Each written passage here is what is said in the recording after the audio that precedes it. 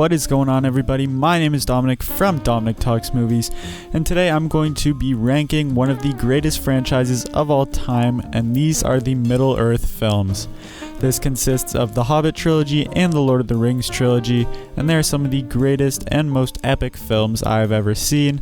And without further ado, let's get right into the ranking.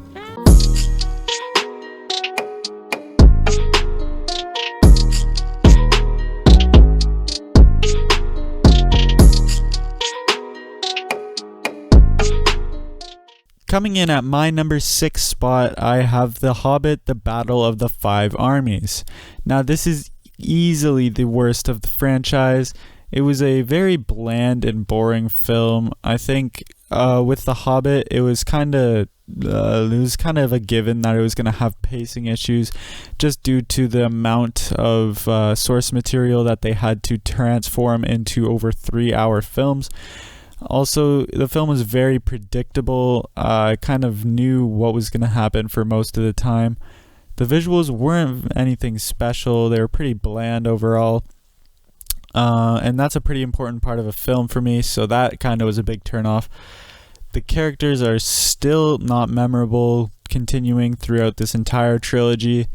And the pacing is also very, very bad in the mix, so that's just a recipe for a not very good film. Although it is just a Middle-earth film, so I do have some fun with it, but overall it's not very good. Coming in at my number 5 spot, I have The Hobbit: An Unexpected Journey. Now, I think the main problem with this film is it doesn't really establish a central relationship like Frodo and Sam in The Lord of the Rings. So it doesn't really give you anything to grasp onto. It doesn't really give you anything to care about. The dwarves are poorly introduced in this film and have no backstory, which gives them no value to the audience. And pacing is very off, as I said before. The action is also pretty low stakes, and it's never as inspired as in Lord of the Rings.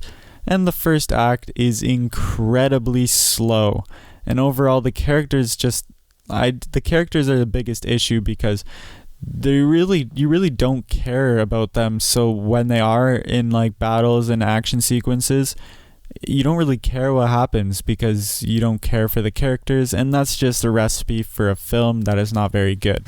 Coming in at my number 4 spot, I have The Hobbit: The Desolation of Smaug. Now, this is easily the best of the Hobbit trilogy, but I don't see how you could even put any of these Hobbit films above the Lord of the Rings films. They are definitely worse, in my opinion at least. The barrel scene is pretty cool, as is most of the action in this film, but a lot of it is still pretty uninspired and feels relatively small scale in comparison to Lord of the Rings. The visuals are nothing to write home about still, and they're pretty boring and normal. And just overall, everything just doesn't work as well as Lord of the Rings. Now, I know the source material isn't as interesting, and they weren't going for the huge scale of Lord of the Rings, but in my personal opinion, which this list is based on, the big scale really helps it feel more epic and grand, and that's what I want out of these films, and that's why the Hobbit trilogy are all in the bottom 3. Coming in at my number 3 spot, I have The Lord of the Rings: The Two Towers.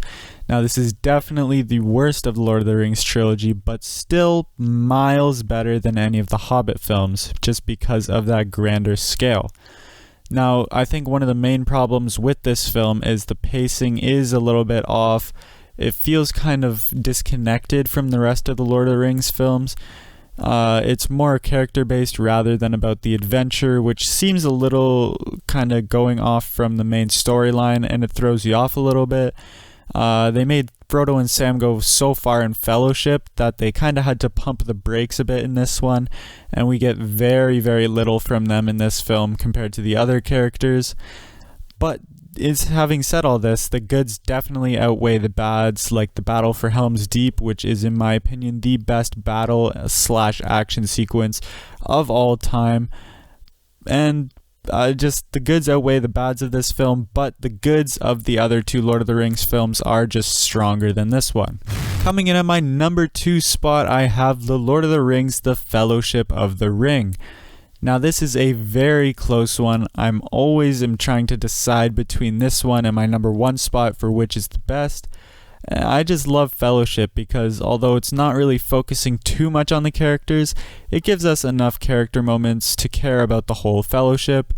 And the adventure in this film is some of, if not the best of all time, because we get to see the Fellowship travel to many different places and the landscapes are just beautiful.